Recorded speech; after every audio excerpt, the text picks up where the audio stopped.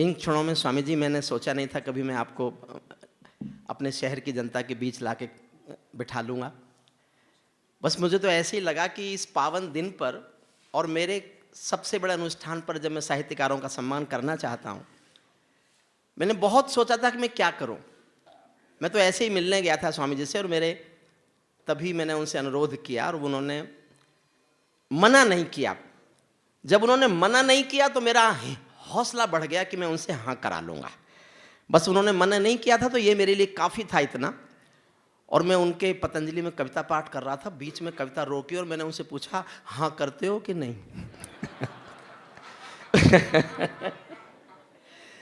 और उनका बड़प्पन, उनका आशीष, मैंने कहा नहीं, मेरे जीवन का कोई पुण्य ही होगा अगर मेरे जीवन में कुछ भी मुझे महसूस होता है कि मेरे पास कुछ है तो वो पूज्य स्वामी जी का प्यार है। मैं चाहता हूँ मेरा शहर उनको जोरदार तालियों से, इतनी तालियों से नवाजे जितनी तालियां स्वामी जी ने कभी सुनी नहीं है।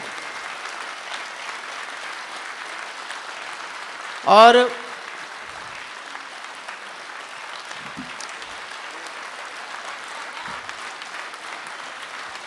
बस बाद में कवियों के लिए भी बजानी है अभी।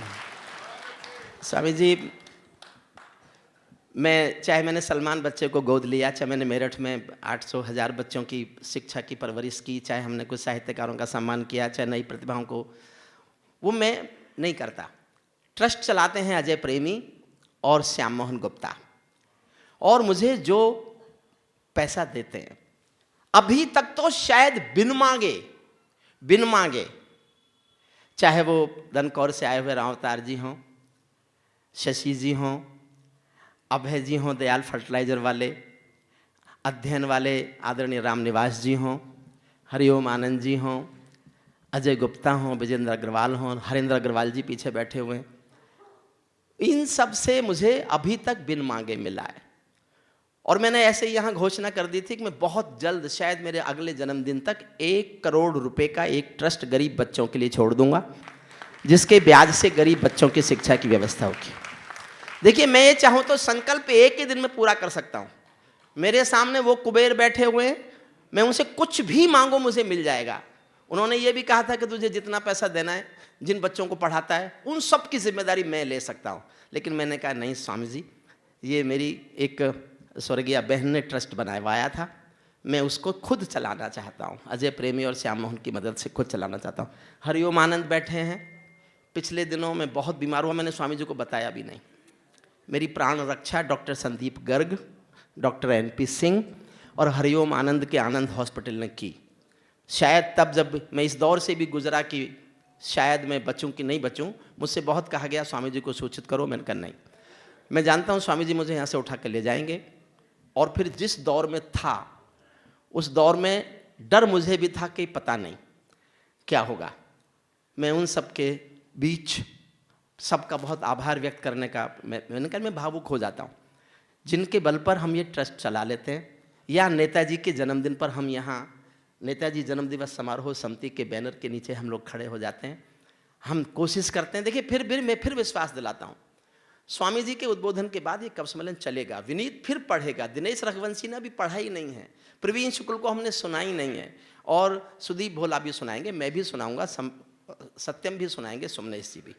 मैं स्वामी जी को बुलाना चाहता हूँ। मैं और कुछ नहीं कहता। मेरी एक कविता में बीच में कुछ पंक्तियाँ आती हैं, बस मैं वो पढ़ देता हूँ। मैं ज़्यादा बोलूँगा तो सोचेंगे ये तो कुछ ज़्यादा ही कर रहा है। मैं कितना ही भी कर लूँ, कुछ भी बोल लूँ, मेरे शब्द छोटे, मेरी भावनाएं छोटी, मेरा सम्मान वो सब छोटा होगा जो मैं स्वामी जी के लिए उनकी आराधना में कहना चाहूँगा। बस मेरी कविता के बीच में कुछ पंक्तियाँ आती हैं जो मुझे अभी भी मैं सीना तान के सारे देश में गाता हूँ। स्वामी जी, आप तो टीवी पे ऐड करते हैं, मुझे तो जनता के बीच आपका ब्रांड एम्बेसडर बनना पड़ता है। मैं रोज जनता से फेस करता हूँ और जनता मेरा गिरबान पकड़ती है, बोले तुम्हारे स्वामी जी तो साबुन बेचते हैं। तो मैं उनको जवाब देता हूँ, रोज जवाब देता हूँ। हर रोज हर कब सम्मेलन में मैं स्वामी जी को गाता हूँ।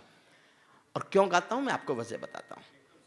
सिंहासन का हिस्सा बांटो तुम उसको चाहो जिसको। इसके बाद हम सिर्फ स्वामी जी को सुनेंगे, वो आशीष देंगे, योग पर बोलेंगे, आशीष पर बोलेंगे, जो उनका मन करेगा बोलेंगे। सिंहासन का हिस्सा बांटो तुम उसको चाहो जिसको, भूल न जाना रामदेव के स्वाभिमान की कोशिश को, भूल न जाना रामदेव के।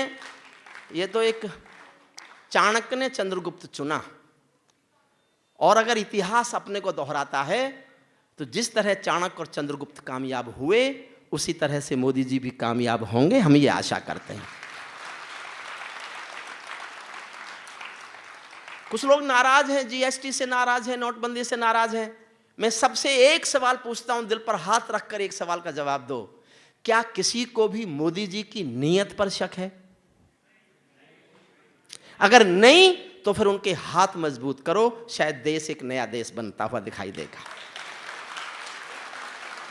मैं जीवन में किसी सत्ता के समर्थन में बोलता ही नहीं हूं, लेकिन बोलने की जरूरत हो तो चुप रहकर भी बहुत कायर नहीं बनना चाहता। सिंहासन का हिस्सा बांटो तुम उसको चाहो जिसको, भूलने जाना रामदेव के स्वाभिमान की कोशिश को।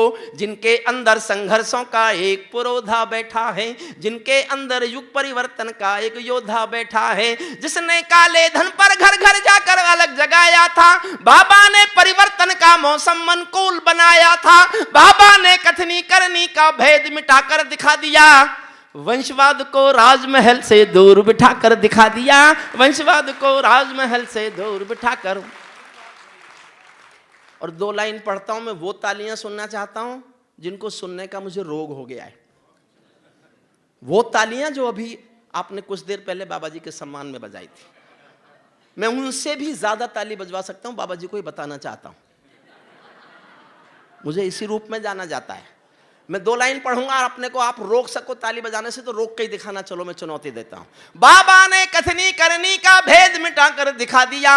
वंशवाद को राजमहल से दूर बिठाकर दिखा दिया। स्वामी जी ने पतंजलि को पुनः जिलाकर दिखा दिया। पेट हिलाने वाले ने सरकार हिलाकर दिखा दिया। पेट हिलाने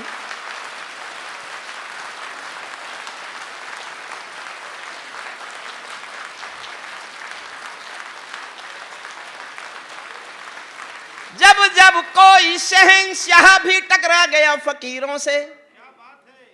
मुझे 2 लाइन बोलनी थी बस, मेरी पूरी कविता में 2 लाइन समझदारी की है। इन 2 लाइन सुनाने के लिए मैंने आपको मानसिक रूप से तैयार किया है। समझना, इतिहास का हिस्सा बनेगी ये पंक्तियां। जब जब कोई शहंशाह भी टकरा गया फकीरों से, शिकवा करता हुआ मिला है अपनी भाग्य लकीरों से। शिकवा करता हुआ मिला है अपनी भाग्य। मैं और कुछ भी नहीं बोल रहा हूं, मैं भावुकता के अतिरेक में हूं। मैं बस आपकी घनघोर तालियों के बीच पूज्य स्वामी जी को उनके उद्बोधन के लिए, इतनी नहीं ताली, ऐसे नहीं, मैं मना नहीं उठाऊंगा ही नहीं उठाऊंगा अभी। और जोर ये प्राणायाम भी है। पूज्य स्वामी जी, ये एक हाथ है ना, इसलिए आपसे बजाने आया है। चले भारत माता की। ये विनोद चौधरी है क्या? भारत माता की। विनोद चौधरी, ये विनोद चौधरी मुझे तो कल पता चला कि आपके भारत स्वाभिमान के ये उत्तर प्रदेश प्रभारी हैं। स्वामी जी ये मेरे छोटे भाई हैं, और मैंने जब इनको फ़ोन किया बोले हमारे पास सब सूचना है। मैंने कहा ये व्यवस्था करनी है, बोले सब हो जाएगी। मैंने कहा इतने लोगों का नाश्ता कराना, सब हो जाएगा।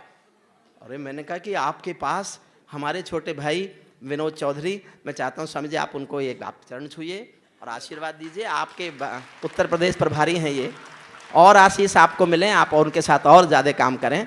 मैं भाई विनोद चौधरी का भी आभार मानता हूँ, उन्होंने बहुत बहुत मदद की। उनकी पूरे पतंजलि देंगे तुम्हें भी आशीर्वाद। अब बैठो, आप बैठ के बोलो।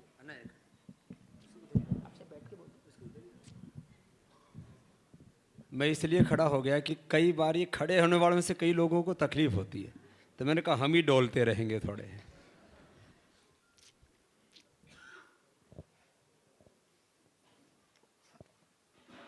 प्रथम तो आप सबको वसंत पंचमी की बहुत बहुत शुभकामनाएं।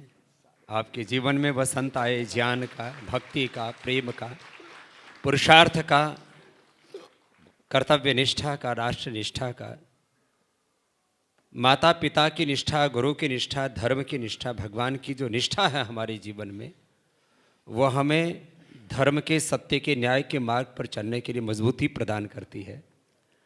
ये वसंत के रंग हैं। तो आज इस वसंत पंचमी में आप ज्ञान के रंग में, सात्विक संवेदनाओं के प्रेम भक्ति निष्ठा के रंग में, पुरुषार्थ और परमार्थ के रंग में ऐसे रंग जाएं कि आपके जीवन में ये वसंत 365 दिन रहे। ये शुभकामनाएं आपके लिए। और आज जैसा कि हमारे एक कवि ने बताया, महाकवि निराला जी का भी जन्मदिन है, उनका भी जन्मदिन है। तो महाकवि निराला जिन्होंने कवियों के सिद्धांत क्या हैं, कवियों का चिंतन कैसा होना चाहिए और कवि किस तरह से इस राष्ट्र की चेतना को झकझोर करके इस राष्ट्र के स्वाभिमान को जगाने का काम करते हैं, उन कवियों के उन महान आदर्श को भी हमारा शत वंदन है इन सब कवियों की ओर से। और आज हरिओम पवार जी के लिए नहीं, जितने भी यहाँ लोग बैठे हैं, कुछ 2-4 गिने चुनों को छोड़ करके हमारे कृष्ण मित्र जी से शायद कम उम्र के ही होंगे। तो हमारे ज्ञान वृद्ध भी हैं, वयोवृद्ध भी हैं। तो कृष्ण मित्र जी वो हम सबके भी मित्र हैं और मेरा भी बचपन का नाम रामकृष्ण है, तो कृष्ण के भी मित्र हो तुम। तो आप हमारे लिए पिता तुल्य श्रद्धेय हैं, वंदनीय हैं। और मैं सन्यासी होकर के भी जो हमसे ज्ञान में, अनुभव में, आयु में बड़े हैं, और यह हमारी तहजीब है, यह हमारी संस्कृति है, यह हमारी परंपरा है कि हम बड़ों को आदर करते हैं। और आपने, मैं तो जब इतने उम्र में भी जब इनको गाते हुए मैंने बहुत ज़्यादा नहीं सुना, क्योंकि करीब करीब बहुत थोड़े समय पहले मैंने कुछ लोगों को सुनना शुरू किया। पहले तो मैं कभी टीवी नहीं देखता था, देखता तो अभी भी नहीं हूँ, लेकिन आजकल बोलता इसलिए नहीं हूँ कि मैं ये बोल दूँ कि मैं टीवी नहीं देखता। एक दिन मैंने थोड़ा बोल दिया कि मैं अखबार नहीं पढ़ता, तो कुछ लोगों ने बोला कि आज की हेडलाइन है कि स्वामी रामदेव ने अखबारों का बहिष्कार किया। मैंने कहा भाई मैं ये इसका मतलब कदापि नहीं होता है, लेकिन अब इतनी फुर्सत, इतना वक्त नहीं होता कि मैं अखबार पढ़ सकूं। सच बात है कि पतंजलि में शायद 20-25 अखबार आते होंगे, लेकिन मैं नहीं पढ़ता। कभी कभी पढ़ लेता होगा महीने में 1-2 बार, और वो भी 5-10 मिनट के लिए। टीवी देखने की भी कभी फुर्सत नहीं मिली। ये अलग बात है कि आजकल ज़्यादातर लोग मुझे टीवी पर देखते हैं। पहले हमारे यहाँ आज से ये करीब 25 साल पहले की बात है, हम लोगों के पास साधन बहुत कम थे। तो कोई किसी ने दान दे दिया है, कोई खरीद के ले आया, 1500 रुपए का एक टीवी खरीद के ले आया। पहले वो सामने से थोड़ा उसका उभरा हुआ मुंह हुआ करता था, आजकल तो फ्लैट टीवी आ गए। वो छोटा सा डब्बा सा उठा के ले आए, और वहाँ हम लोग सुबह से शाम तक काम में लगे हुए, और कुछ लोग वहाँ बैठे बैठे मैं देखूँ टीवी देख रहे। मैंने वो टीवी उठा करके, वैसे जो है मोदी जी के वो स्वच्छ भारत अभियान के खिलाफ है, लेकिन मैंने उसको नदी में फेंक दिया। मैंने कहा भाई तुम लोगों को ये फुर्सत कहाँ से मिल जाती है कि सुबह से शाम तक किसी और को देखते रहो। मैंने हमेशा इस बात को कहा है, और बचपन से मैं इस बात को महसूस करता था कि मैं टीवी देखने में विश्वास नहीं रखता।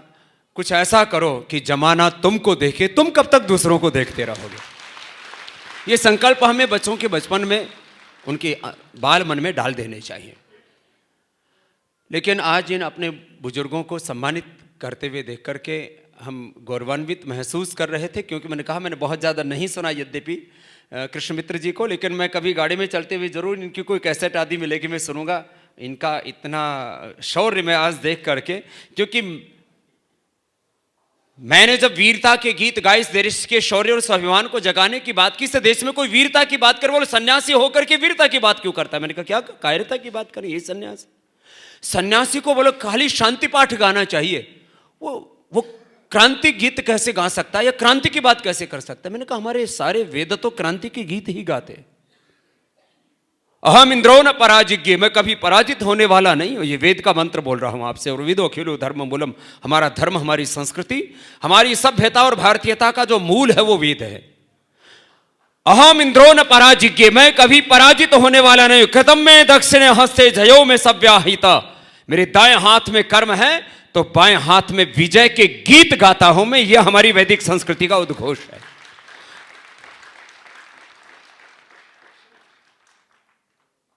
मैंने तो इतने वेदों के मंत्र, मैंने एक पुस्तक ही निकाली है, वैदिक शौर्य गीत। मैं इनको जब सुन रहा था तो मैं सोच रहा था कि, और ये ऐसे ही हमारे जो है करुण जी, अरुण, अब इनको करुण जी इतना इस उम्र में इनके सारे बाल भीषम पितामह जैसे हैं। और बलवीर जो है इनके भीतर वीर शौर्य पराक्रम ऐसा, अब जो है पिता और पुत्र दोनों दोनों में ही क्रांति की ज्वाला धधकती है। और ऐसे इन महापुरुषों को आज इस मंच से सम्मानित किया। इनको सम्मानित कर करके ये मंच सम्मानित हुआ है, वाणी फाउंडेशन सम्मानित हुआ है, और हम स्वयं को गौरवान्वित महसूस करते हैं। ऐसे हमारे वरिष्ठ, ऐसे हमारे बुजुर्ग आदरणीय श्रद्धेय, आज उनको यहाँ पर इतना सम्मान दिया, उनके लिए मेरा प्रणाम है। और मैं बचपन से नेताजी सुभाष चंद्र बोस, चंद्रशेखर राजगुरु, सुखदेव, भगत सिंह, इनके चित्र देखा करता था और वहीं से मुझे प्रेरणा मिली। मैंने बहुत ज़्यादा किताबें बचपन में नहीं पढ़ी थी, क्योंकि किताबें खरीदने के लिए हमारे पास में पैसा नहीं हुआ करता था। स्कूल की किताबें भी हम सेकेंड हैंड लेकर के पढ़ा करते थे। तीसरी क्लास में है तो चौथी क्लास की ले ली किताब, पहली दूसरी तो उधार की से ही पढ़ ली थी। तीसरी में होते थे तो चौथी की किताब पहले, हम क्योंकि पढ़ने में तो होशियार थे, तो पहले ही सौदा कर लेते थे, भाई तुम अगले साल अगली क्लास में जाओगे, तुम्हारी तो ये किताब बेकार हो जाएंगे। तो वो 4-5 रुपए में किताब मिल जाती थी, 5वीं छठी की 10 रुपए में मिल जाती थी। ऐसे ही करके हम लोगों ने पढ़ाई की, क्योंकि हमने कभी भी 500-1000 तो उस समय ज़्यादा हुआ नहीं करते थे, 10-20 रुपए, 50 रुपए ज़्यादातर देखे, शायद कभी कभी 100 रुपए देखे होंगे।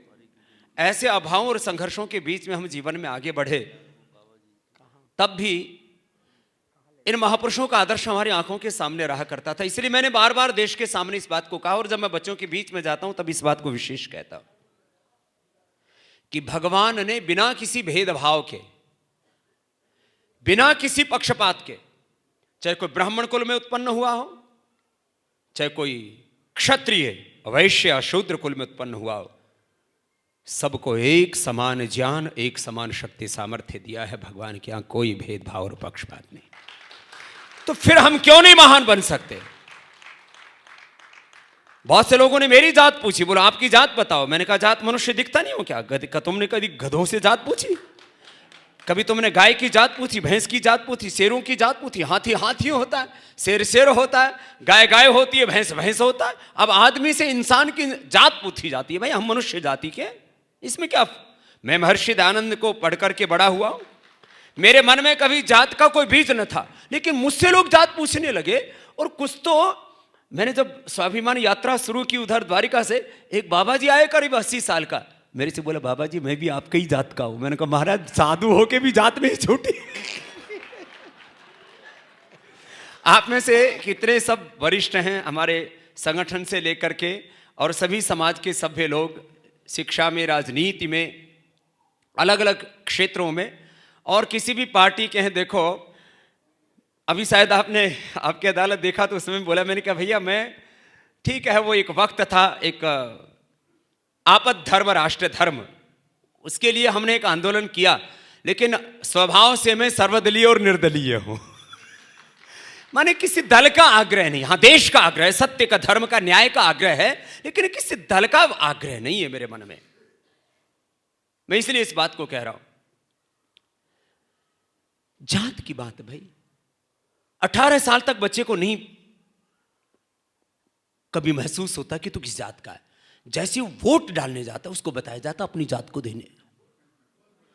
ये 18 साल से पहले कोई स्कूल का बच्चा ले लो आप, वो कभी मानता ही नहीं जात पात क्या, उसको तो जहर भरा जाता है जात का। और मैं चाहता हूं एक ऐसी शिक्षा व्यवस्था खड़ी हो जाए जहां इस देश में से जात का जहर भी बाहर हो जाए।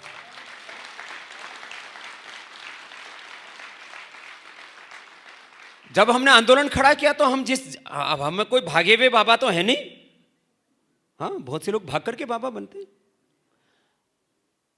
हमने कोई मर्डर तो किया नहीं, कोई गुनाह, कोई कत्ल तो किया नहीं, लेकिन हम स्वभाव से ऐसा, हमें सन्यासियों को ट्रेनिंग दी जाती है कि भाई अपने पूर्व के कुल वंश की चर्चा नहीं करनी। लोग मेरे वंश की चर्चा करने लगे। मैंने कहा भैया देखो मैं ज्ञान से ब्राह्मण हूं, यदि जात पूछते हो तो। जो अज्ञान को दूर करे वो ब्राह्मण, जो अन्याय को दूर करे वो क्षत्रिय, जो अभाव को दूर करे वो वैश्य, और जो अपवित्रता को दूर करे वो शूद्र होता है। तुम लोग अछूत बोलते हो उसको, वो तो पूज्य है। यदि तुम वेद की बात करो, ब्राह्मण से मुखमासीत बाहुराजन्य कृत उरु तदस्य अद्वैश्य पद्भ्याम शूद्रो अजायते, कहते हैं कि ऐसा वेद में मंत्र है। वेद के मंत्र तो मैंने भी पढ़े, चारों वेद पढ़े मैंने, 11 उपनिषद पढ़े, 6 शास्त्र पढ़े, व्याकरण शास्त्र पढ़ा, आयुर्वेद शास्त्र पढ़ा, दर्शन शास्त्र, फिर लोगों ने राजनीति शास्त्र भी पढ़ा दिया, अर्थशास्त्र सब पढ़ा। अब बताओ, किसी को प्रणाम करते हैं तो माथा शूद्र को टिकाते हैं या ब्राह्मण के मारते हैं? यदि ब्राह्मण श्रेष्ठ हो, खड़े हो रिमपोर इधर, ब्राह्मण श्रेष्ठ हो, इधर आओ, डरो मत, ब्राह्मण श्रेष्ठ हो तो नमस्ते ऐसे करनी चाहिए। अब ऐसे कोई नमस्ते करता? अब ऐसे कोई नमस्ते नहीं करता माथा मार के। यदि पैरों में शीश झुकता है तो शूद्र इस देश में पूज्य है, यह हमारी संस्कृति है। अब इसके लिए कोई राजनीतिक दल की जरूरत नहीं है, बल्कि एक सही सोच की जरूरत है। और भाई, किसी को रोटी खानी हो तो खाइयो, नहीं तो मत खाइयो। पतंजलि में रसोई में हमने दलित रख रखे।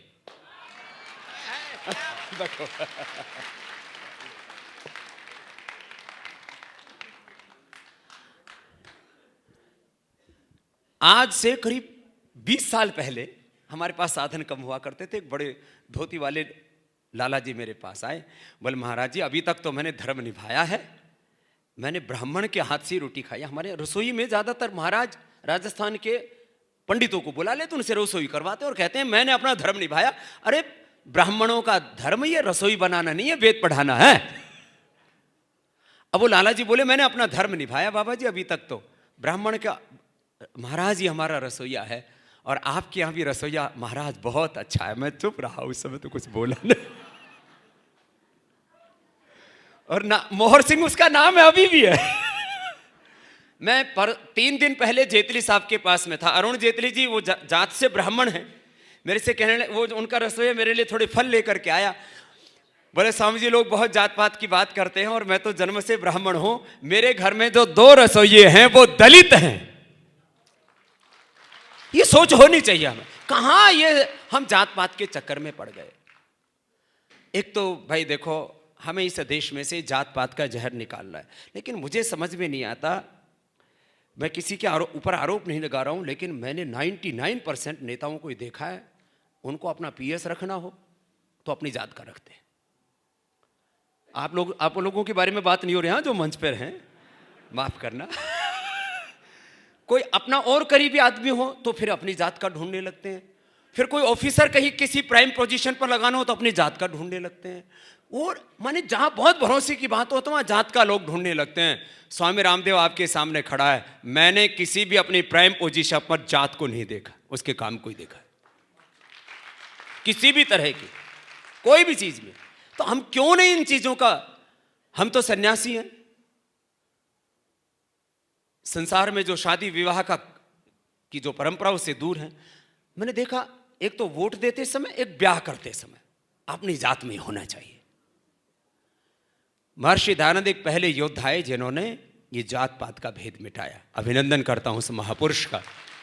और 1857 की क्रांति बीज, जो एक सन्यासी विद्रोह इसको कहा जाता था, उसके मूल में भी वो महान सन्यासी थे। और उनके दर्शन किया हमारे जो है विनीत की पूरी पीढ़ी ने, तो मैं समझता हूं कि जो है ये पीढ़ी भी धन्य है ऐसे लोगों के जिन्होंने किसी महापुरुष के दर्शन किए हों। उनमें संस्कार आते हैं उन महापुरुषों से। देखो, मैं छोटी छोटी कुछ बातें कहता हूं। मैं बात कह रहा था, मुझे मेरे आदर्श ये, और इनके भी 2 हाथ हैं 2 पैर हैं, इनको मेरे जैसे दिखने में तो ऐसे ही लगते हैं। तो जब ये इस देश में महापुरुष कहला सकते हैं, रामकृष्ण आदि के चित्र देखता था, ये भगवान कहला सकते हैं, तो मैं इनके पदचिन्हों पर चल करके जरूर अपने गंतव्य तक पहुंचूंगा। छठी क्लास में हमारा ड्राइंग का कोई टीचर आदि मुझे याद नहीं, क्योंकि मुझे संस्कृत का टीचर का तो अभी भी नाम याद है। बाकी तो बचपन के सारे मित्रों के, आप लोगों को शायद आश्चर्य हो, चाचा ताऊ भाई भतीजों के भी नाम याद नहीं कभी, क्योंकि मैंने उसके बारे में सोचा नहीं, पीछे मुड़ के देखा नहीं। लेकिन अपने पास में जितना भी सामर्थ्य था, एक पहले वो रबर सा आया करता था, एक कलम सी मिल जाया करती थी और ब्लेड से उसको छील लिया करते थे बस। तो ड्राइंग में मैंने पहला चित्र बनाया तो नेताजी सुभाष चंद्र बोस और भगत सिंह का बनाया था। और मैं तो अपने मंचों पर भी जब वो कई बार जब गाता हूं तब कविता तो पाठ करता नहीं तो हरिओम पवार और विनीता जी सब बेरोजगार हो जाएंगे, तो कृपा करो हम पर। भगवान आर्यों को ऐसी ही लगन लगा दे, भगवान आर्यों को ऐसी ही लगन लगा दे, देश और धर्म की खातिर, हाँ देश और धर्म की खातिर मिटना इन्हें सिखा दे, भगवान आर्यों को ऐसी ही लगन लगा दे, भगवान आर्यों को। फिर राम कृष्ण निकले घर घर गली गली से, हमको ही राम कृष्ण चंद्रशेखर, हमें ही नेताजी सुभाष चंद्र बोस बनना होगा। हम क्या करते हैं, महापुरुषों का तो सम्मान करते हैं, लेकिन मेरा बेटा भगत सिंह ना बन जाए, मेरा बेटा नेताजी सुभाष चंद्र बोस ना बन जाए, मेरा बेटा दयानंद और विवेकानंद ना बन जाए, लोग पड़ोसी का बने। ये नहीं बात ठीक, मुझे वो बनना है, मुझे वो करना है, मैं उनका प्रतिनिधि हूं।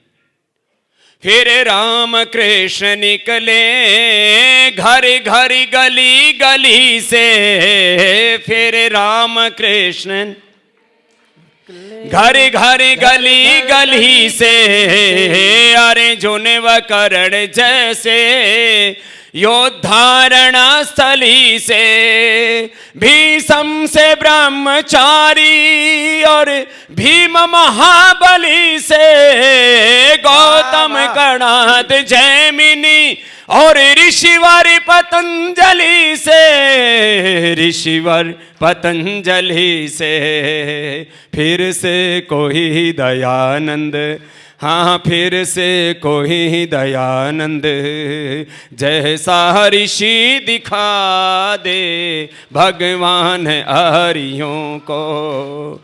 ऐसे हो लाल पैदा खेले जो गोलियों से, ऐसे हो लाल पैदा खेले जो गोलियों से, भूमि को तृप्त कर दे श्रद्धा की झोलियों से, भूमि को तृप्त कर दे श्रद्धा की झोलियों से, गूंजे ये देश मेरा वीरों की बोलियों से, बिस्मिल गुरु भगत सिंह वीरों की टोलियों से, वीरों की टोलियों से, इनको वतन की खातिर, हाँ इनको वतन की खातिर फांसी पे भी हंसा दे,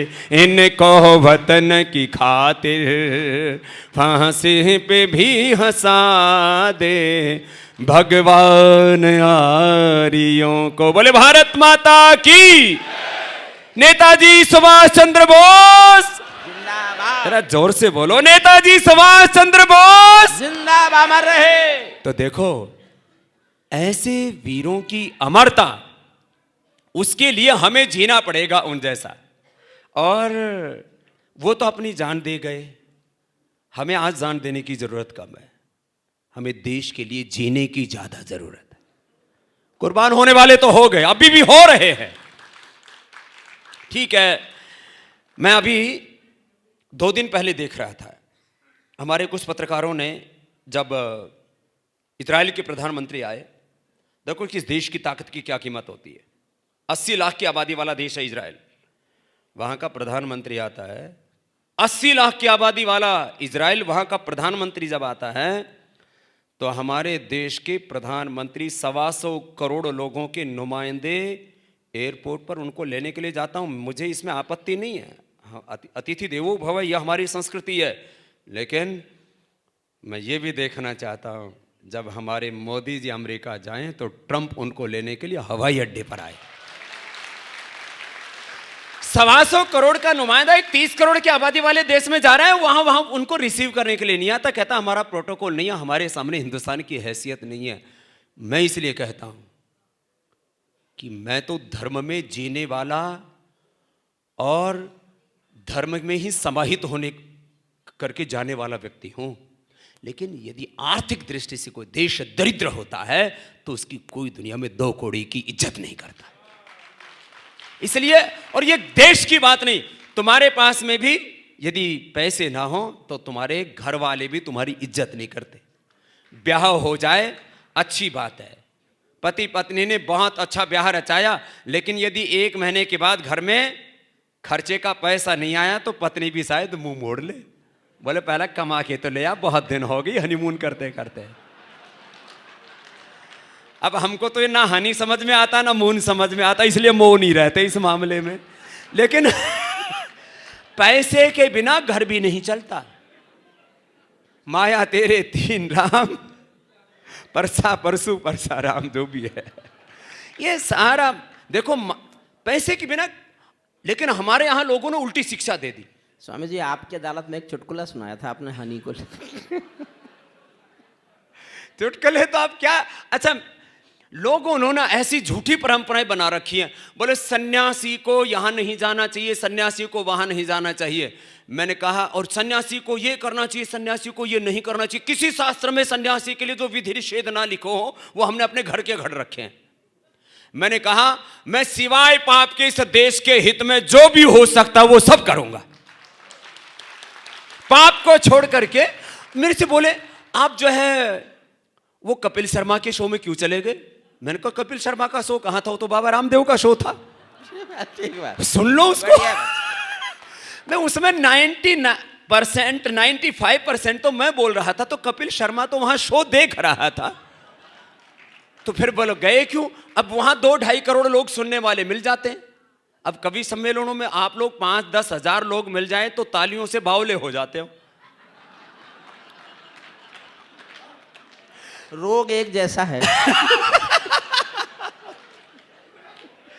तो मैं वहां उस मंच पर जाता हूं तो 2-2.5 करोड़ लोग मेरी बात सुनते हैं। मैं वहां अपनी बात कहने जाता हूं, और बात मैंने आज तक जिंदगी में कभी भी अपने सिद्धांतों से, मूल्यों, आदर्शों और परंपराओं से समझौता नहीं किया। ये मेरा जीवन है, ये मेरा आदर्श है। वाह वाह वाह स्वामी जी, वाह वाह वाह। मैं किसी भी मंच पर जाता हूं तो देश की बात करता हूं, धर्म की बात करता हूं, सत्य की, न्याय की, समानता की, स्वाधीनता की बात करता हूं। तो दिक्कत क्या है? वह कपिल शर्मा के शो में जाऊं, मैं बच्चों के, छोटे छोटे बच्चों के, उनके भी शो होते हैं, उनमें अलग अलग तरह के गाने बजते रहते हैं। लेकिन अभी भी मैं जा रहा हूं, अभी जो आज शाम को पूछ रहा हूं, कल जो है 26 जनवरी को बच्चों का एक प्रोग्राम है, तो उसको भी 2-2.5 करोड़ लोग देखेंगे। वहां भी जाऊंगा तो भारत माता की जय और वंदे मातरम बोलूंगा। इसमें दिक्कत क्या है? कुछ रहे तो बाबा जी आप बच्चों के प्रोग्राम में क्यों जाते हो? मैंने कहा हमने बच्चे नहीं पैदा किए, लेकिन इसका मतलब ये थोड़ी कि बच्चों के प्रोग्राम में ना जाए, सारे बच्चे हमारे ही हैं। वहां भी जाते तो उनको अच्छी बात बताते। हाँ, लेकिन मैं बिग बॉस में नहीं गया, उसमें तो 5 करोड़ का ऑफर आया कि एक बार आ जाओ, खाली झलक दिखा जाओ। मैंने कहा यहां नहीं आऊंगा। जो आदर्श है उनको मैं फॉलो करता हूं। अब वहां वाहियात लोग बैठे रहते हैं। अब बताओ वहां, और बाबाओं के नाम पर मुझे लगता है इसकी भी एक आचार संहिता बननी चाहिए। वहां एक कोई गुंडा बाबा बैठा दिया, मूत करके छिड़क रहा। अब मेरे को बताया, मैंने तो नहीं देखा, मेरे को किसी ने बताया। बताओ ऐसे ऐसे तो बाबा बन जाते हैं इस देश में। कोई भी अपने आगे बाबा लगा लेता है, जो सुबह से शाम तक बेहुदे नुस्खे बताता है कि बोलो कृपा नहीं हो रही तो बोलो रसगुल्ले खा लेना, कृपा हो जाएगी। डायबिटीज और बढ़ गई अगले की। बोले महाराज वो रसगुल्ले खाने से तो कृपा नहीं, बोले इस बार गोलगप्पे खा लियो, उसकी बेचारी की एसिडिटी बढ़ गई। बोले महाराज फिर भी कृपा नहीं, बोले इस बार जो है ना समोसे खा लियो, वो समोसे खाकर इसके बवासीर हो गई। बोले महाराज फिर भी कृपा नहीं हुई। बोले किस चटनी से खाया था समोसा? बोले हरी से खाया था। बोले इस बार लाल चटनी से खा लिया। ऐसे ऐसे बाबा भी, वो भी निर्मल बाबा बन जाता है। अब बताओ, इस देश में बाबाओं के नाम पर तो कलंक लग गए। कोई किस जेल में बैठा है, कोई कुछ जेल में बैठा है। देखो भाई, मैं तुम्हारे सामने खड़ा हूं, यहां पर वो लोग हैं जो मुझे करीब पिछले 20-25 वर्षों से जानते हैं। इस मंच के ऊपर नीचे कुछ लोग हैं, क्योंकि मैं तो यहां आपके पड़ोस से ही आया हूं। मैंने एक बार भी शनि, केतु, राहु, भूत, प्रेत, डाकिनी, पिशाचिनी, तंत्र, मंत्र, षड्यंत्र, ओम ह्रीम क्लीम चामुंडा विचय पुचय टुचय स्वाहा कुछ भी नहीं किया। जिस किसी को देखो, अच्छा लोग भी इतने बावले, पढ़े लिखे, डॉक्टर, इंजीनियर, एडवोकेट, वो भी बाबा जी बस आपकी कृपा चाहिए। अरे अपने कर्म ठीक कर ले। काले भाठे पे तेल डालने में लगे हुए। मैं राजस्थान में गया, मैंने ऐसे बोल दिया, हम तो देसी आदमी, मैंने कहा भैया इस काले भाठे से तुम्हारे जीवन में कोई सुख शांति आने वाली नहीं, अपने काले कर्म ठीक कर लो। वहां लोगों ने कहा हम आपके ऊपर मुकदमा करेंगे, आपने हमारा शनि देव का अपमान कर दिया। मैंने जो शनि बाबा रामदेव के कहने से अपमानित हो जाता, उससे बड़ा तो फिर बाबा रामदेव ही है भाई। फिर तो मेरी पूजा कर लो। और मैंने अपनी कभी पूजा पाठ आरती नहीं करवाई, मैंने कभी कोई गुरुडम नहीं फैलाया, मैंने नहीं कहा कि मेरी चरण पूजो। कुछ लोगों ने तो जैसे नेताजी की आपने फोटो लगा रखी, ऐसे मेरी फोटो लगा दी कहीं और उसमें माला पहना दी। बोले बाबा जी हम आपके भगत हैं।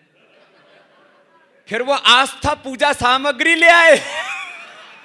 आजकल हमने वो भी निकाल दिए, धूप अगरबत्ती भी, और वो मुझे ही लगा दी। मैंने कहा भैया ये कार्यक्रम क्या किया? बोले बाबा जी मुझे कैंसर था, वो ठीक हो गया, मैं तो आपको भगवान जैसी मानती हूं। लेकिन मैंने कहा अभी भगवान जैसे तो मान, लेकिन भगवान के पास मत पहुंचा अभी। मैंने कहा अपने माँ बाप का फोटो लगा करके माला पहनाई। बोले वो तो बाबा जी अभी जिंदे ही है। इसलिए मैंने कहा चित्र नहीं चरित्र की पूजा करो, व्यक्ति नहीं व्यक्तित्व की पूजा करो। हम लोग कहां जड़ता में खो गए। हम भगवान राम को मानते हैं, लेकिन राम की मर्यादाओं पर क्या चलते हैं? हम भगवान कृष्ण को मानते हैं, लेकिन क्या भगवान कृष्ण की तरह हम कर्मयोग करते हैं? हम भगवान शिव की पूजा करते हैं, क्या शिव जैसा शिवत्वम शिवोहम तत्त्वमसि अहम ब्रह्मास्मि, क्या वो ब्रह्मत्व, वो शिवत्व हमारे भीतर उतरा? ये है हमारी संस्कृति। तो मैं कह रहा था आपसे, मैं इन वीरों का उपासक हूं। और साहब कुछ लोग कहते हैं बाबा राम को बहुत लोग गाली देते रहते। अभी भी हरिओम पवार जी ने भी कई बार 3 बार बोल दिया होगा बाबा जी ने साबुन बेचा रहे, साबुन ही जो बेचता देश तो नहीं बेचा। साबुन बेचा देश बचाने के लिए, देश नहीं बेचा, धर्म भी नहीं बेचा, ईमान नहीं बेचा। और किसके सामने बेचा भाई? हमने बेचा लक्ष्य के सामने, लाइफ बॉय के सामने। हमने लक्ष्य को भी लक्ष्य लगा दिया, उसका भी लक्ष्य खतरे में डाल दिया। हमने डॉव, क्लिनिक प्लस, आज आप कोई किसी से मैं कोई कितनी भी आलोचना करता है, खाली साबुन की। लोग कहते बाबा जी वो दंतकांति क्यों बनाया? मैंने कहा तेरे को क्या परेशानी है? बोले मेरे मसोड़ों में दर्द होता। मैंने कहा लगा ले ठीक हो जाएगा। उससे आप दंतकांति प्रयोग करते हो। आज तक इस देश में 100 साल में कोलगेट के बराबर कौन खड़ा हो पाया? बताओ, एक नाम बता दो। और आप देखना अभी तो कोलगेट से पतंजलि ऊपर ही आया है, अभी तो उसका शीर्षासन ही कराया। थोड़े दिनों में उसका मोक्ष और अंत्येष्टि भी हम मनाने वाले हैं। साधु तो आते ही मोक्ष करने के लिए हैं। हमने उस कोलगेट के सामने एक विकल्प खड़ा किया, स्वदेशी का संकल्प खड़ा किया। हमने लोगों के भीतर एक स्वाभिमान जगाया और उनको ये बताया कि भाई देखो कोलगेट वाले यहां से रॉयल्टी के नाम पर, फार्मुलेशन के नाम पर, प्रॉफिट के नाम पर अब तक कम से कम 25-50 हजार करोड़ बाहर लेकर के गए। इस देश में कोई गौशाला, कोई धर्मशाला खुलवाई हो तो बताओ? किसी कवि का सम्मान तो छोड़ो, किसी बच्चे का सम्मान या स्वाभिमान उन्होंने जगाया हो तो बताओ? ये सारे के सारे हम ऐसे इस राजनीतिक और सांस्कृतिक गुलामी में, वैचारिक गुलामी में इतने खो गए। इसलिए इस देश को एक आर्थिक और सांस्कृतिक आजादी की जरूरत थी, जो हम पतंजलि के माध्यम से कर रहे हैं। ये कोई अपनी आत्मश्लाघा के लिए नहीं बोल रहा, हमने तो पतंजलि को नॉन प्रॉफिट कंपनी में कन्वर्ट कर दिया। उसका मार्केट कैप, जो थोड़ा इकोनॉमिक्स को जानते हैं, ये तो इकोनॉमिक्स के प्रोफेसर हैं डॉक्टर हरिम पवार जी। इकोनॉमिक्स का नहीं हूँ, लो का वाइस चांसलर सर हैं इकोनॉमिक्स। ये रहे वीसी साहब इकोनॉमिक्स सर इकोनॉमिक्स के। तो लो तो जानता है, ये लो में सब आता है। लो में सब ये इनकम टैक्स, सेल टैक्स, लो पढ़ा हुआ सब जानता है। यदि वो लो पढ़ा हुआ यदि जो है इकोनॉमिक्स नहीं जानता, तो इसका मतलब हरिओम जैसा समझदारी हो सकता है। तो चलो मैं आपसे एक साधारण सी बात पूछता हूं। हम लोग ना कई बार ना बिना मतलब की बातें करने में लग जाते हैं। बोले बाबा रामदेव ने वो टूथपेस्ट क्यों बनाया, बाबा रामदेव ने शैम्पू क्यों बनाया? अरे कोलगेट वाले तेरे रिश्तेदार लग गए हैं, ये लक्स लाइफ बॉय वाले, जो भी है, कोका कोला पेप्सी वाले, ये नेस्ले वाले थारे फूफा लग गए हैं। नहीं, इनसे क्या रिश्ता है तुम्हारा? भाई हमने देश में उत्पाद बनाए, और मैं कहता हूं जिस पतंजलि का मार्केट कैप आज 1 लाख करोड़ से ज्यादा, और 2025 तक मैं यहीं पर दोबारा भी आपको मिल जाऊंगा। कुछ लोगों ने तो मुझे अभी भी स्वर्गीय किया हुआ है। पिछले दिनों सोशल मीडिया पे एक अफवाह फैलाई कि हमें अब बड़े अफसोस के साथ सूचित करना पड़ता है कि बाबा रामदेव अब नहीं रहे।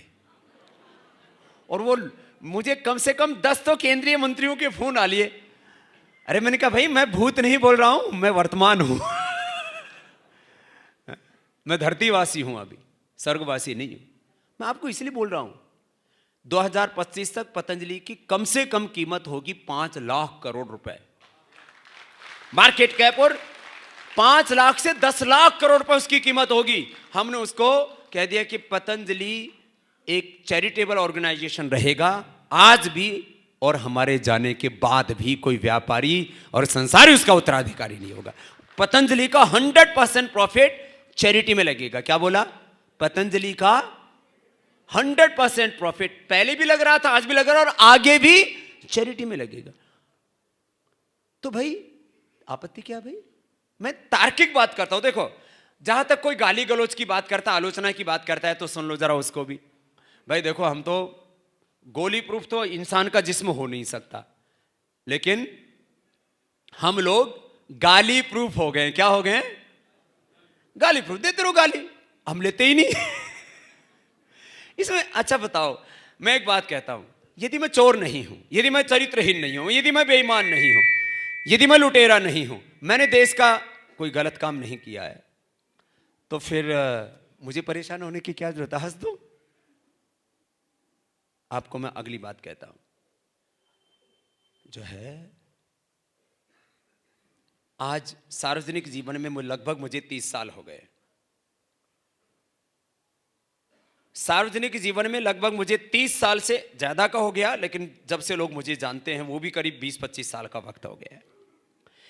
कोई एक काम बता दो कि स्वामी रामदेव ने ये गलत काम किया हो, चारित्रिक दृष्टि से, आर्थिक दृष्टि से।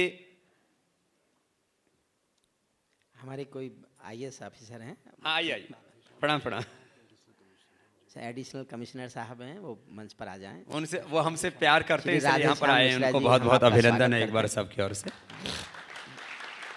मंच पर आ जाएं हमारे कमिश्नर साहब। आइए आइए। हाँ जी।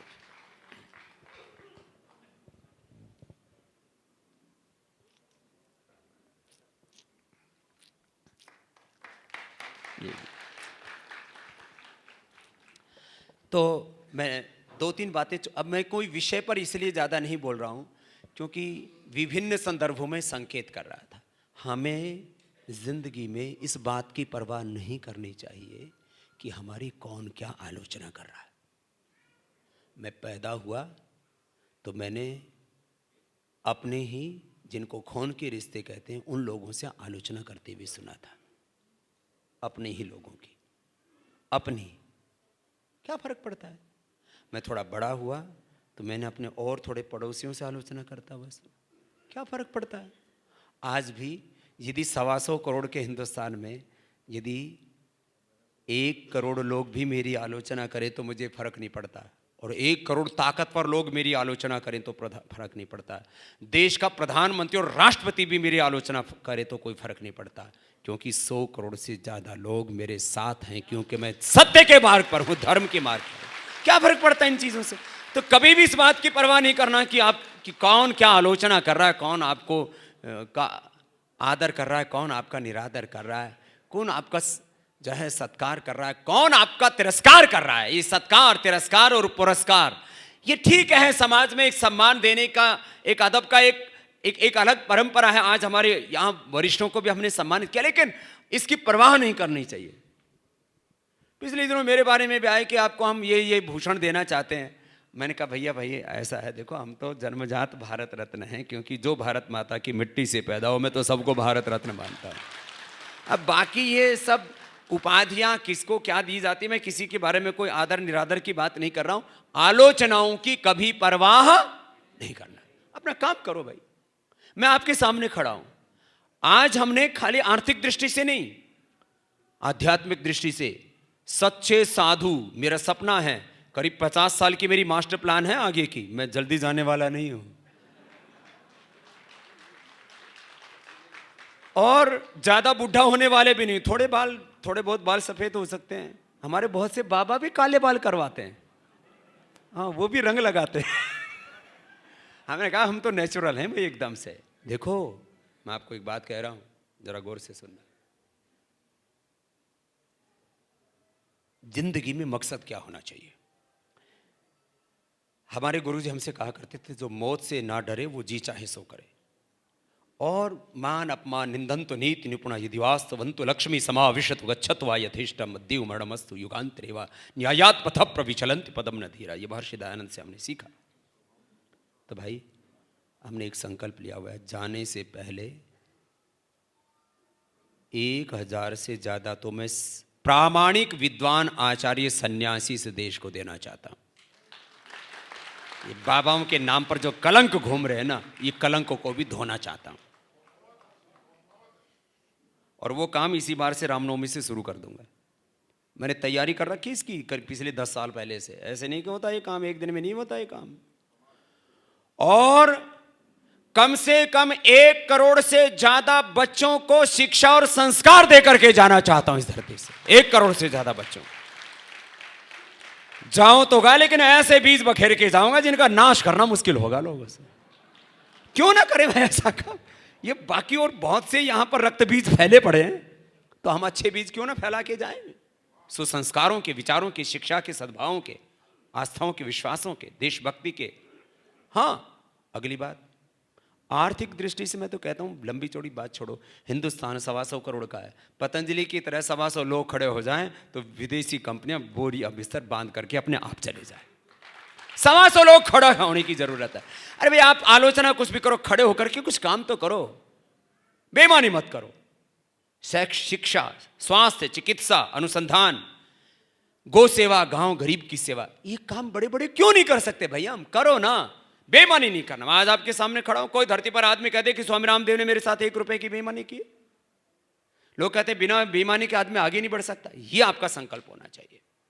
तो मैंने बहुत सी बातें छोटी छोटी कही। अंत में हरिओम पवार जी को सब जानते हैं। जी नहीं हटा दो, जी हट। मैं अपने शहर में बस एक ही दुआ आपसे मांगता हूँ। अच्छा मेरी आदत है, मैं क्या करूं भाई? नहीं हटा दो, मेरे लिए हटा। अब मैं जब भी इनसे बात करता हूं, मुझे पवार साहब, हरिओम पवार जी, जब मैं ऐसा बोलता, अच्छा जी और साहब हटा। अब ये थोड़ी देर मेरा समय है, आप माइक पर नहीं बोलेंगे। इनका माइक की आवाज बंद कर। बंद कर दिया उसने, वो मेरी बात मानता है, चाहे आप पैसा उसको देंगे आप, लेकिन इस सन्यासी का आदर करते हैं सब लोग। तो सुनो, देखो हरिओम पवार जी से हमारा पिछले करीब, अब हमको बचपन से जी बोलना सिखाया गया गुरुकुल में। अब क्या करें, आजकल तो पत्नी हस्बैंड वाइफ एक दूसरे को जी नहीं बोलते। ए सुधीर, अपने पति को ऐसे बोले। हमारे यहां तो हमारी माँ ने कभी हमारे बाप का नाम नहीं बोला। ये सीधा बोलती है। और कोई जी, तो हमने 1-2 को जी बोला तो वो जोर से हंस पड़ी, बोले जी भी बोला जाता है। हमको तो ऐसा जी बोलना। वो गुरुकुल में हमें हंसा करते थे, बोले कि नहीं नहीं बहू गई, उसको बोला हर चीज के आगे जी लगाना, जब भैंस जी खुट्टे जी से खुल गई जी ऐसे। अब हमने कहा भाई देखो कुछ भी बोलो, हमारे तो ये संस्कार हैं, एक दूसरे को हम एक दूसरे में इंसान नहीं देखते, हम एक दूसरे में भगवान को देखते हैं, ये हमारी संस्कृति है। अहम ब्रह्मास्मि तत्त्वमसि श्वेत केतो प्रज्ञानम ब्रह्म अयम आत्मा ब्रह्म शिवोहम शिवोहम। इसलिए आप मेरे लिए हरिओम पवार नहीं हो, वो ठीक है आप आपके भीतर, मैं सबके भीतर। देखो मेरा भगवान मैं कभी मंदिरों में, मस्जिदों में, गिरजाघरों में, मैं किसी एक स्थान विशेष पर नहीं देखता। गीता में भगवान श्री कृष्ण ने कहा यो माम पश्यति सर्वत्र सर्वम च मयि पश्यति तस्याहं न प्रणश्यामि सच में न प्रणश्यति ईशावास्यमिदं सर्वम सियाराममय सब जग जानी। सृष्टि के कण कण में भगवान है और इंसान तो भगवान की सर्वोत्कृष्ट रचना है। और हमारे हरिओम पवार जी भी कवियों में श्रेष्ठतम रचना है और उनकी रचनाएं भी सर्वश्रेष्ठ हैं। और उनकी रचना धर्मिता, उनकी राष्ट्र धर्मिता, उनका ओज, उनका शौर्य और पराक्रम जो वो गाते हैं तो लाखों करोड़ों हृदयों में हिलोरे आने लगते हैं देशभक्ति के। और मैंने इनसे कहा था, अभी बहुत दिनों से कह रहे थे, अभी आस्था चैनल पर हम आधा घंटे से शुरू करेंगे और 1 घंटे पर वैदिक चैनल हम अभी टाटा स्काई पर, डिश टीवी पर तो आ ही गया, बाकी भी काफ़ी प्लेटफॉर्म पर, जियो आदि सब पर शुरू हो गया है। 1 घंटा सात्विक कवि सम्मेलन है। तो कवि सम्मेलनों के नाम पर भी क्या क्या फुहड़पना होता है आप सब जानते हो। तो एक सात्विक कवि सम्मेलन, वो भी हम निरंतर 1 घंटा टीवी पर प्रसारित करेंगे जिससे कि देश में संस्कारों के बीज बचे। और उसका नेतृत्व हमारे हरिओम पवार जी करेंगे और इनके साथ में एक राष्ट्रभक्त कवियों का एक बहुत बड़ा एक समूह है, गैंग तो नहीं कहूँगा मैं, थोड़ा मेरा हंसने का स्वभाव है। अब ये बोले वो हंसने वाली बात, अब क्या अच्छा मैं कभी ना ऐसे पहले से प्लान करके नहीं आता, मैं एकदम जो है सहज रहता हूँ, मंच पे आता हूँ, जो मुझे दर्शकों को देख करके जो उपयुक्त लगता है वो बोलता हूँ। अब मुझे वो बुलाया वहाँ, तो बोले बाबा जी आप अपने जीवन का कुछ अनुभव सुनाओ। बोले मैं उनका भाई हम पहले तो बात यह है कि हम आज से 25 साल पहले अमेरिका का वीज़ा लेने गए थे तो हमको उन्होंने बैरिंग लौटा दिया था। फिर मेरे मन में आया और मैंने कहा भैया ये कैसा देश है, मुझको नहीं। मेरे से पूछा आपका बैंक बैलेंस, मैंने कहा 0। आपकी प्रॉपर्टी, मैंने कहा 0। बोला आपकी वाइफ, मैंने कहा 0।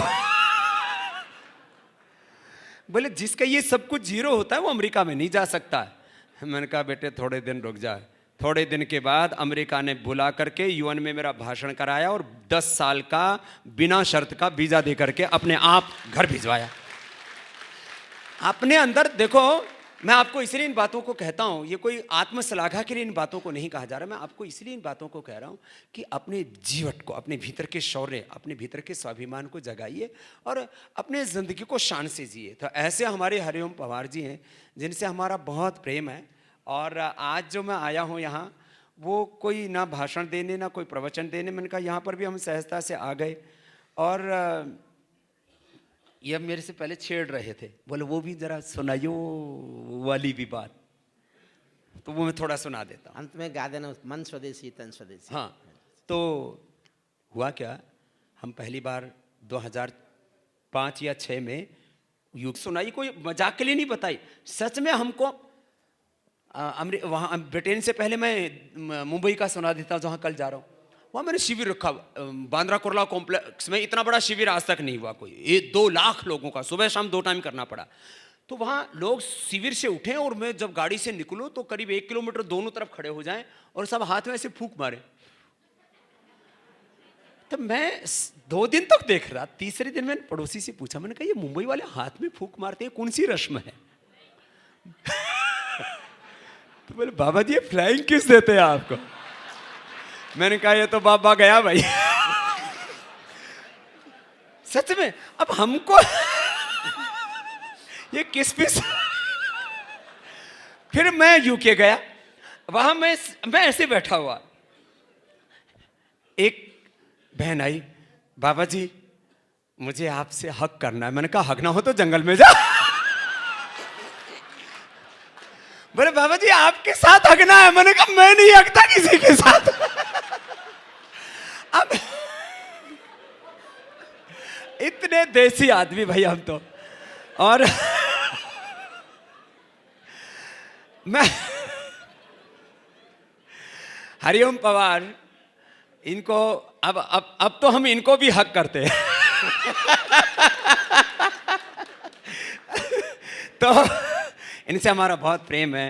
और मैंने इनके अचानक जो है अग्निशिखा, पता नहीं क्या नाम, अग्निसागर कुछ इनकी, और 2-3 कैसेट थी आपकी बहुत पुरानी, 6 थी। तो किसी ने मेरे को ला करके वो कैसेट दे दी मुझे। पहली बार हमने गाड़ी ली थी पतंजलि में, तो वो उसमें टेप रिकॉर्डर था वो जैसे वो पहले हुआ करता था। वो मैंने सुना, मैंने कहा ये आदमी बहुत जोरदार है। फिर मैंने ढूंढ ढांड करके इनका पता करवाया। मैंने कहा ये तो आदमी पानी में भी आग लगा सकता है। तो ऐसे ये हमारे इनसे तब से हमारा जो है अफेयर हो गया है।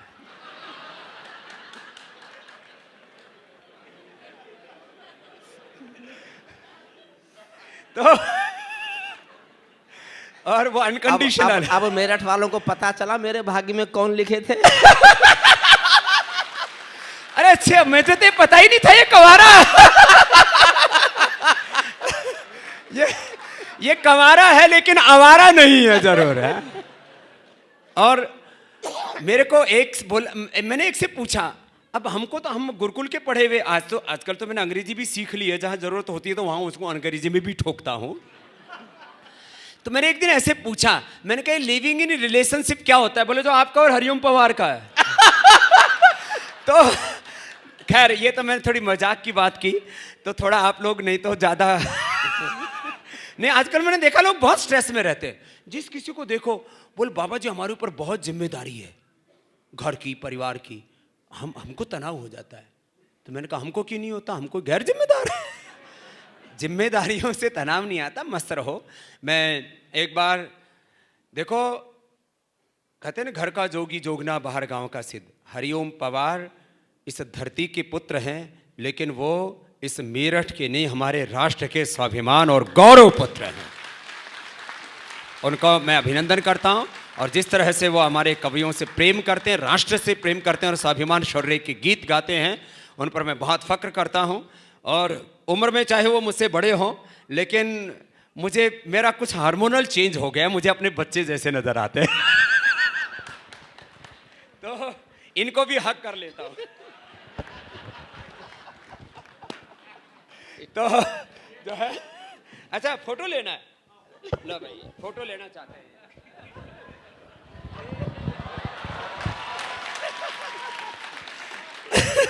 तो इसका मतलब मेरी कमर पक्की है अभी। तो अभी मुझे देखो मुझे और भी रहना था, बहुत कुछ कहना था। सुनो बहनों, और सबके लिए बोल रहा हूं, देखो मुझे आज मुंबई जाना था, मेरी यहाँ आने का प्रोग्राम ही नहीं था। वो प्रोग्राम मैंने सब चेंज किए। अभी 2 दिन मुझे मुंबई का कार्यक्रम है। एक खास बात भी आपको बताना चाहता हूँ, स्वदेशी के हमने गीत ही नहीं गाए। देश में एक विदेशी चैनल है जिसका नाम डिस्कवरी है, वो अपना एक नया entertainment channel GC channel launch कर रहा है, डिस्कवरी जीत। और उसके ऊपर मुझ जैसे फकीर के ऊपर लगभग 100 करोड़ रुपए खर्च करके स्वामी रामदेव संघर्ष एक वो सीरियल लॉन्च कर रहा है। 100 करोड़ रुपए खर्च के, ये है स्वदेशी की जीत। और वो स्वदेशी की जीत और स्वदेशी के गीत गा रहा है। तो मैं आपसे इतना ही कह रहा हूं, अभी मैं जा रहा हूं लेकिन आप कोई नहीं जाएंगे। हाँ देखो, तुम ऐसा ही मानो कि मैं हरिओम पवार में बाबा रामदेव अवतरित हो गया है। तो आप लोग यही रहेंगे। अभी 5 मिनट मुझे पता लगा कि 4 बज गए। हाँ इनको यहीं रहेंगे, यहीं उठ के मत आओ। ये कह रही थी कि एक फोटो लेना है, सब बहुत सेवा करती हैं, योग की क्लासें लगाती। खड़ी रहो, यहीं खड़ी रहो, यहाँ तक बस, बाकी नहीं। ए रुको, कोई नहीं, ले लो इनका फोटो ले ले। भाई तो हट जाना सामने से। ए बेटे देखो, हो गया तुम्हारा, हो गया। ए बस हो गया, जाओ। आशीर्वाद दे दिए, सेल्फी मत लो, ये भी बीमारी है।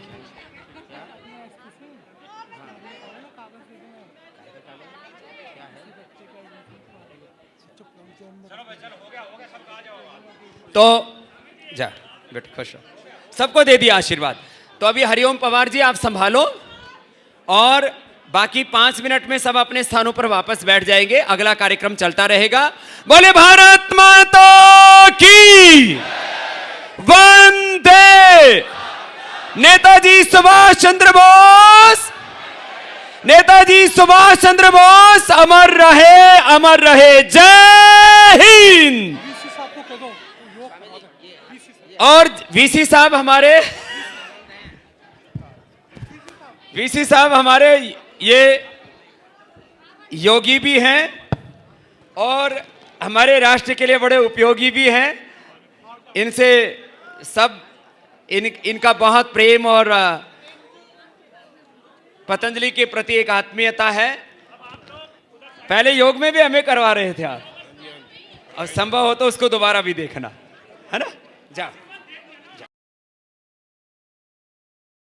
कवि सम्मेलन और मुशायरे की लेटेस्ट वीडियो देखने के लिए आप नमोकार चैनल को सब्सक्राइब जरूर कीजिए और वीडियो को सबसे पहले देखने के लिए बेल आइकन पर क्लिक करना ना भूलें।